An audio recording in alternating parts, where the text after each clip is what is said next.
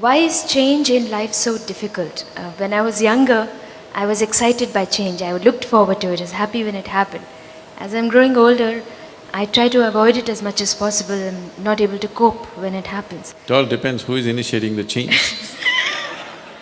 Maybe, but is there something like an appropriate response to change? One reason why change is becoming difficult as you get older is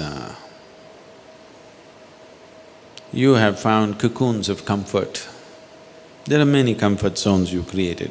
Any disturbance of that, you're disturbed now. When you were young, you were not looking for comfort, you were looking for life.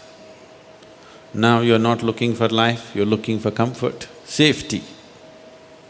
See, when you were 16, 18, you had wild dreams as to what you want to do with your life.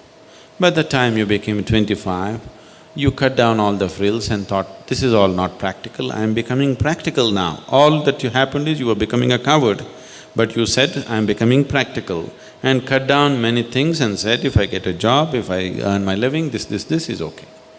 By the time you're 35, you're thinking, if I don't get into any trouble, that's enough. You're not looking forward into anything great happening. If I don't get into trouble, that's enough. But that's when you start getting into trouble. So, you're not looking at life with zest, you're looking at life as safety. The more security-oriented you are, the more disturbed you will be with every change that happens in your life. The essence of physical existence is change, isn't it? Isn't it so? Everything is changing. Is there anything that's not changing? Everything in the existence is changing, isn't it? The physical existence is constantly changing. The very essence of physical reality is change. Nothing is constant. Even the so-called static states are dynamic in nature, everything is changing. So if you resist change, you are resisting life. If you want an unchanging life, there's one beautiful place where nothing changes, that's your grave. Either you must go to your grave or you must get enlightened if you don't want change. Then somewhere inside everything is same.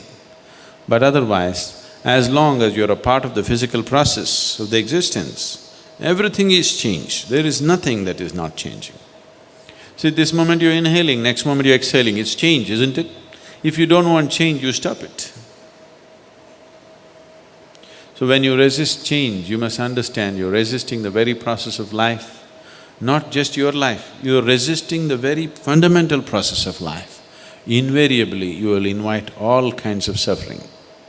If you're living and you want to be dead, you will ask for trouble, isn't it? You must be living. When you're living, you must live totally. If you want to die, you must do that efficiently. These are inefficient ways of killing yourself, really. Unhappiness and depression are inefficient ways of killing yourself, isn't it so? At least be efficient.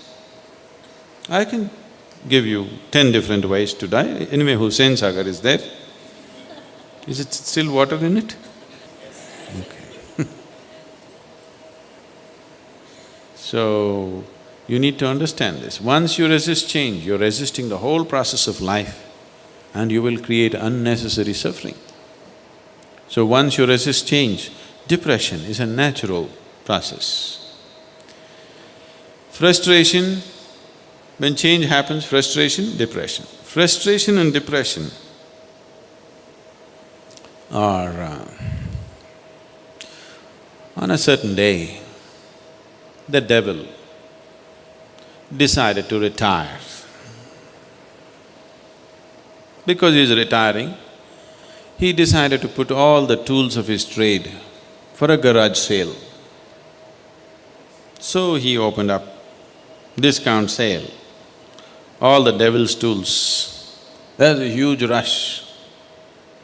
There are all kinds of things, anger, hatred, jealousy, this one, that one, everything on the table. All of you people went and bought it up in no time. Everything was sold out in the first hour, all his tools. The whole humanity has bought it, isn't it? But he had still one more bag and what's your name? Leena? Leena went and asked the devil, "What's in that bag? Isn't that for sale?" He said, "No, no, these are the prize tools. Just as souvenirs, I want to keep them because they have worked best to do my job." Leena said, "No, I want it, please. Won't you sell that?"